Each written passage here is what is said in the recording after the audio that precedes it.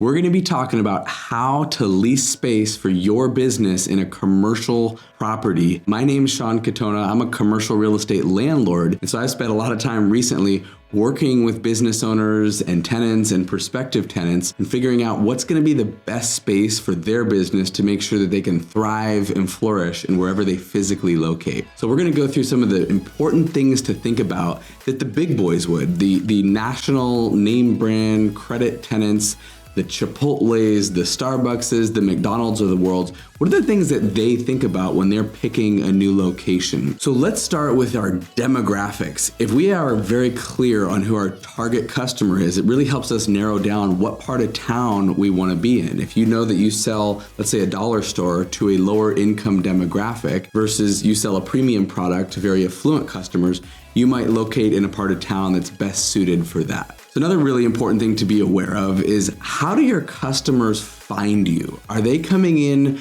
by way of foot traffic? Is it an impulse?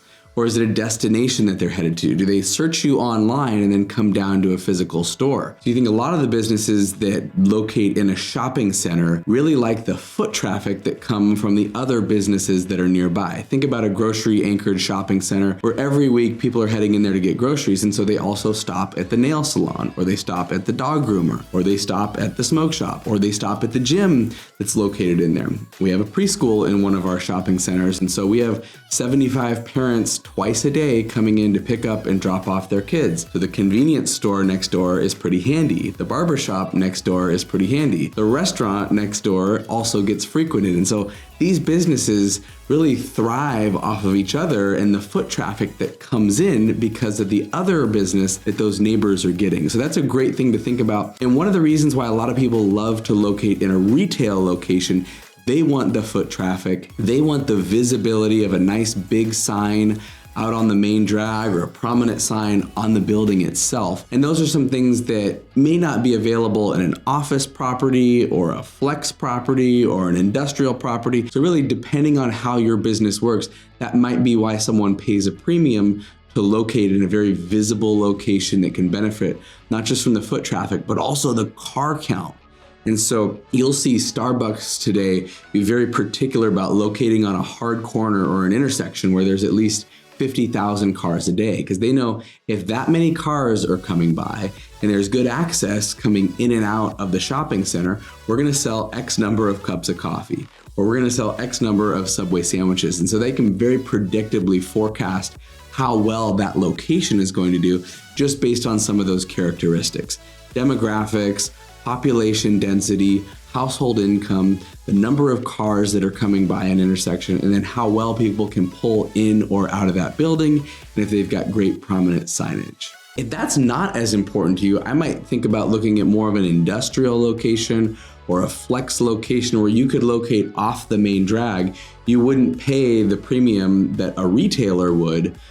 But think about how your business works. It might make a lot of sense to pay 50% or even 2x the rent if you can make 3 or 4 or 5 times the amount of business, because you are generating foot traffic, or you are getting a lot of impulse customers who come in and see your sign and say, "Ooh, that food sounds delicious," or "that ice cream looks delicious," or "You know what, my dog really needs a grooming," or "Man, I really need to get my nails done, and there's one right here on the way to my commute," so they pull in. So again, those visible locations with great access, with good traffic, can really make a big difference and substantially grow your business. So another important thing to have a good awareness of is how much space you need for your business. We have suites that are as small as 900 feet and as big as 3, 4, 5,000 in some cases. And having a good sense of that, or what your budget is, will really help you narrow down what to look for. It's one of the first questions that comes up when we're discussing with tenants. Well, how much space do you need? A typical Subway